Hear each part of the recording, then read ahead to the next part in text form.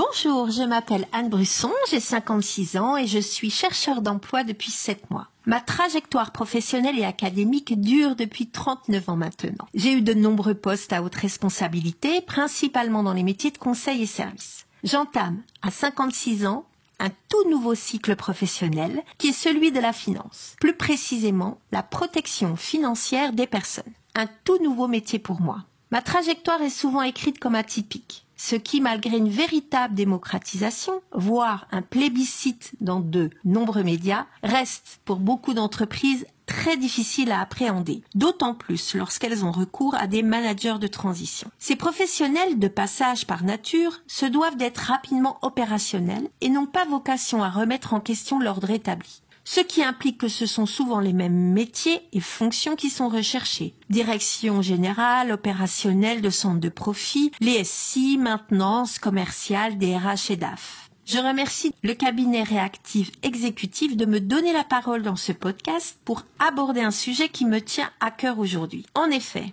il ne faut pas se mentir, de nombreux professionnels très expérimentés se retrouvent dans des situations compliquées au regard de l'emploi après 50 ans. Trouver sa place dans le monde du travail devient alors un véritable parcours du combattant. L'externalisation RH et le management de transition en particulier deviennent donc des alternatives des plus intéressantes et sécurisantes via ce tiers de confiance qu'est le cabinet Réactive Exécutive. Et pour autant, cela n'est pas encore naturel pour beaucoup, pour les femmes notamment, même si cela, comme dans d'autres domaines, évolue sensiblement. Avoir un pied dedans et un pied dehors n'est jamais simple. Avoir la juste posture devient un réel apprentissage auquel nous ne sommes pas toujours préparés. Diriger et développer une stratégie d'entreprise sans pour autant y avoir été totalement associé ou sans pour autant y avoir totalement accès, ni même y avoir contribué, devient un art à part entière. Tout comme embarquer des équipes et des projets lorsque l'on nous sait de passage. Cela peut induire une suspicion, créer une distance relationnelle, qu'elle soit consciente ou non, ce qui impacte fortement l'activité et la pratique bien évidemment.